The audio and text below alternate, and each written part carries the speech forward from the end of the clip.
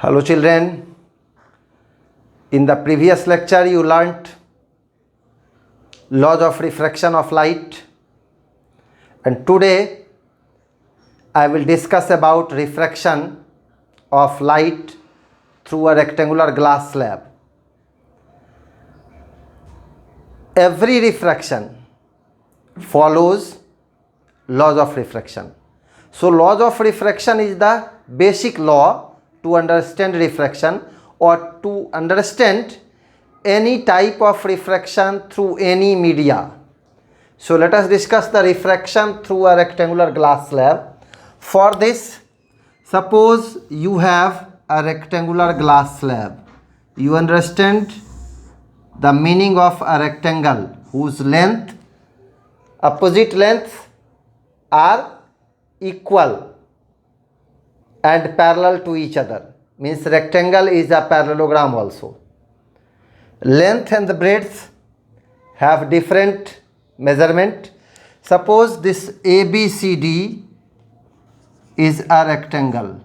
ABCD is a rectangle. It is made of glass.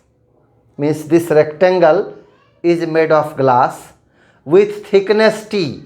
And you know, whenever a rectangle has thickness, means it has become now three-dimensional.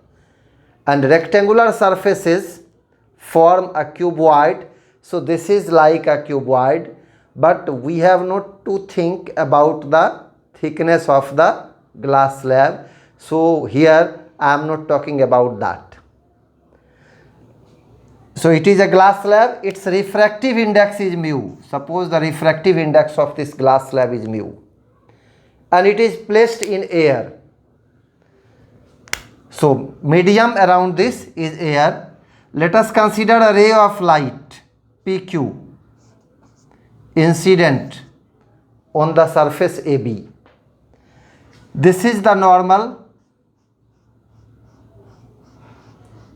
at the point of incidence, and you know glass is optically denser than the air. So ray of light is entering from rarer to the denser medium. So what will happen? It will bend towards the normal. And if there would be no glass slab, then the ray should pass along this line. The ray should pass along this line. But due to the change in the medium, the ray has bent towards the normal. And here this is the normal at the point of incidence. So inside the glass slab, the ray is traveling along QR. Again at this surface CD, the medium will change. Means now the ray of light will pass from denser to the rarer medium. And you know, when a ray of light passes from denser to the rarer medium, it goes away from the normal. So it will go away from the normal. You see, this will be the path RS. PQ is an incident ray. So this angle is angle of incidence. QR is refracted ray for PQ. So this angle is called angle of refraction. For this surface CD, QR is incident ray, so this angle is called angle of incidence. And RS is the refracted ray, so this angle is called angle of refraction. As here the ray of light is emerging out of the glass slab, so this angle of refraction is denoted by E. It is also called angle of emergence. These two are perpendiculars. You see, these two lines are perpendiculars on two parallel sides of the rectangle. So these two are also parallel to each other, and QR is a transversal. So these two are called alternate angle. So this is R. Is it clear? So this will be the refraction of a ray of light through a glass slab. Means ray of light will pass along PQ, QR and RS. Means PQRS is the path of a ray of light through a glass slab. Have you understand? You see, this is the actual path and this is due to the refraction through the glass slab. Means in the absence of the glass slab, the ray of light should pass along this line. And due to the glass slab, the ray of light is passing along this line. Means this ray of light has shifted, displaced laterally due to the glass slab. So the distance between these two is called lateral displacement. Lateral displacement or lateral shift. This is lateral displacement. It has been observed that these two rays are parallel to each other. You see how? I, R and E. Let us prove how I and E are equal. And if I and E will be equal, then the incident ray and emergent ray will be parallel to each other. So you see, for refraction at AB, for refraction at AB, sin I by Snell's law, sin I by sin R, it is equal to mu 2 means mu by mu 1 means 1, because refractive index of air is taken to be 1. So this is mu, equation number 1. For refraction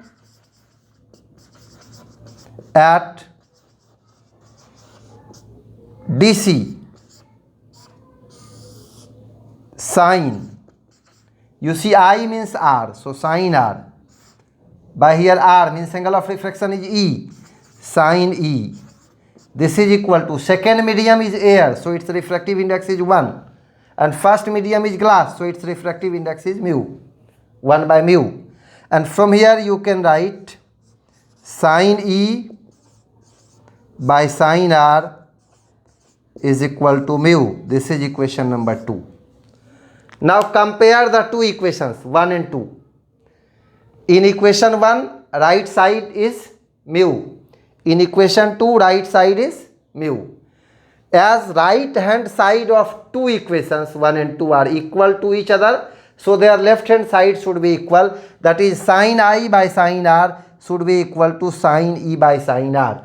Means from equations 1 and 2, from 1 and 2, sin I by sin R is equal to sin E by sin R. This leads to sin I is equal to sin E, and this will give you I is equal to E. That is, angle of incidence is equal to angle of emergence. So when a ray of light will pass through a rectangular glass slab, angle of incidence will be equal to angle of emergence. Incident ray and emergent ray will be parallel to each other. Is it clear? Now see what will happen. If the thickness of the glass slab will increase, then the lateral displacement will become more.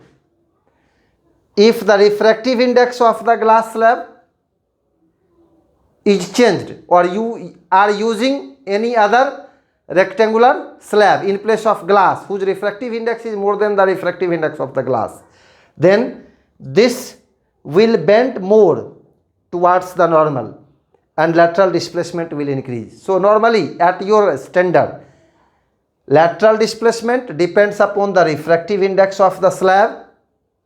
Means if refractive index is more, lateral displacement will be more. It also depends upon the thickness, means AD, thickness of the glass slab. If glass slab is more thick, means thickness of the glass slab is increased, lateral displacement will be increased. There are some other factors also on which it depends, but they will be discussed in class 12. In class 10, you have to learn only about these things.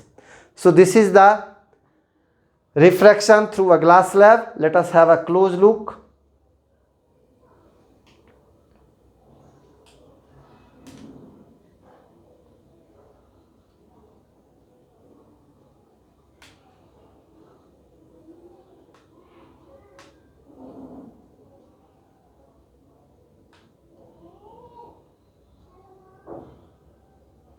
So I think you understand the phenomenon of refraction through a glass slab very well.